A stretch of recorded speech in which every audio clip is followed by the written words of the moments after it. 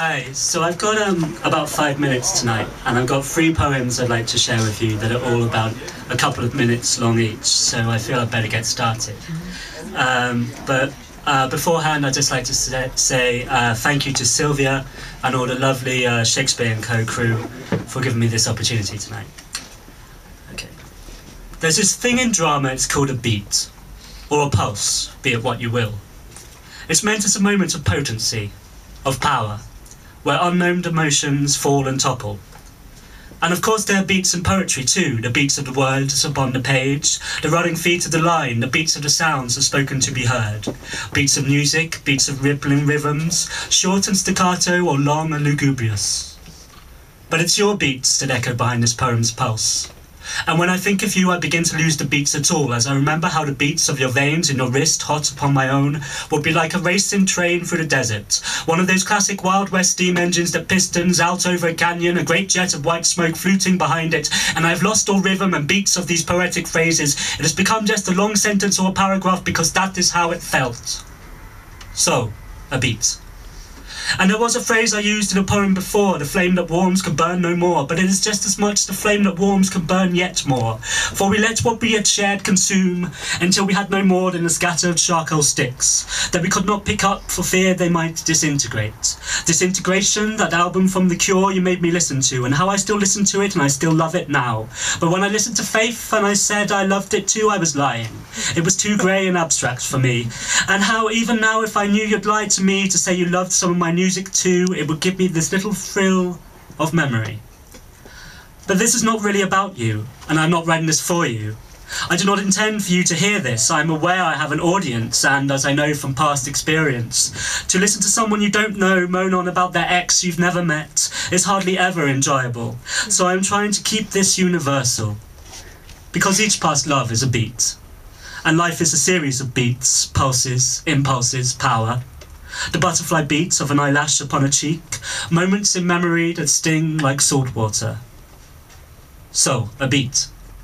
And this poem is not about you because it's been too long. Your beats are laced with the echoes of other lips, all have fallen into my arms and all into whose arms I fell. You are the hungover realization of a slumbering one-night stand, and you are the rhythmical fingers upon skin of an embrace that warms the dawn for months or more. And the flame that warms can burn yet more, for what I have you know you are beaten by me. In everything you are beaten down to the ground, beaten, bent and blackened, and your spirit beaten like metal. From gold you once were to a shape unrecognizable and lost. I do not need here to describe that I only did this because I was beaten inside. Because your beats still resonate enough to have found their way into the beats of this verse. You will not be the same. I do not think of you as you are now, but occasionally I think of us as we were then. So, a beat. Because each past love is a beat. And I was going to say you were the beat my heart skipped, but apart from being terminal cliché, I don't think this is right. Perhaps you were the beat my heart never skipped at all.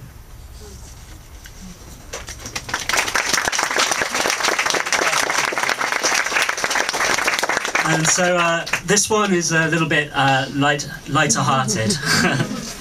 And it came about because I tried to write a poem each week for performance poetry night in Paris.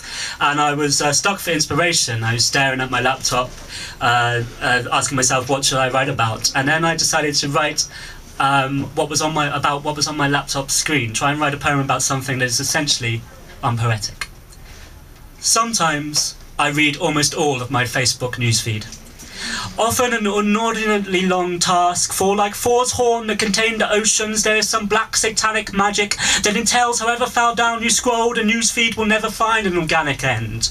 However much you can read, this creed can load more. It is a Lokian trick, Faustian pact, and when I ask myself is there poetry in my newsfeed, it reminds me of the band AFI's lyrics, which held the line, there's poetry in despair. For sometimes I despair each time I view my newsfeed. Perhaps it's the pictures of what people are about to eat, followed by their insightful food criticism, nom, nom, nom. An onomatopoeia indicating enjoyable.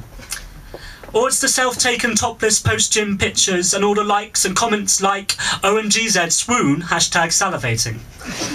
Which makes you wonder, is this now worth? Or the posed holiday snaps by determined girls of them and my hubby, intending to shriek, regard world, I've got a boyfriend and I'm in Magaluf. Ha ha, jealous much? There's not much that will ruin a joke so quick as writing in capital letters LOL or LMAO or even mega lol Z at its end. Surely the virtual equivalent of making a witticism at a party and screaming with insane laughter at your poor, unsuspecting victim's face. At this point, I would just like to comment OMGZ, ROF, LMFAO, FYI, TBH, WTF, BTW, which translates as, oh my god, Zed, rolling on the floor laughing my fucking ass off for your information, to be honest, what the fuck, by the way. And I am waiting for the day new and fresh acronyms arrive, ones whose meanings I'm not privy to, nor for which I have any Rosetta Stone to translate, and that day I shall have been told that I have grown old. But maybe I'm just being a cynic. Maybe the poetry in my newsfeed is alive within it. Who am I to judge the boy who's in love with his torso or the girl with her Versace shoes? Hit me with your music, foist upon me your videos, poke me if you want to have sex. Let's pretend Lana Del Rey really is a viral success. Tell me about the X Factor so that I know it's Saturday night, and ask me to like memes composed of absurd double non sequiturs, such as everyday 3,847 snowflakes fall in Antarctica, like this picture if you love your mum. Yeah. Post passive-aggressive posters quite clearly aimed at one person, veiled in universality, reading, sometimes people don't notice the things we do for them until we stop doing them. Yeah, Clive. And please do not stop sending your multiple daily and verging on the psychotically obsessed requests to play fucking Farmville. I'm ready, I'm waiting, show me the sunsets in Santorini. I want to know you're having a better time than I am in Thailand. Or that you now live in Paris, that you're floating higher than the moonlit clouds tonight, and that kiss was like a cord straight to your soul. When he touched you, you felt an electric shock in your veins, and you heard your cells explode when she whispered in your ear at dinner, and a hot breath whistled tickled on your eardrums. Drag me to your crescendo, sell the purple strings of music, and we'll shiver to the Smashing Pumpkins. Tell me in wry whispers of the cathedral that day he died, and how you sat there and you lowly cried. How the disease was cruel to the end, and how it racked him into cracks you could not mend.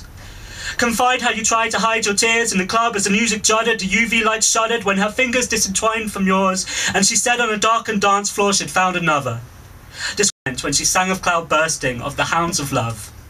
Burst open those clouds, paint me a picture, spark fountains of fire-filled rain, dagger lightning jagged through the storm-cloud shrouds, make me gasp, reflect gods and roses in my eyes, drag me up in your art. Say that Come On Eileen is your happy song, you always dance to it drunk at weddings, and I'll say secretly I do too.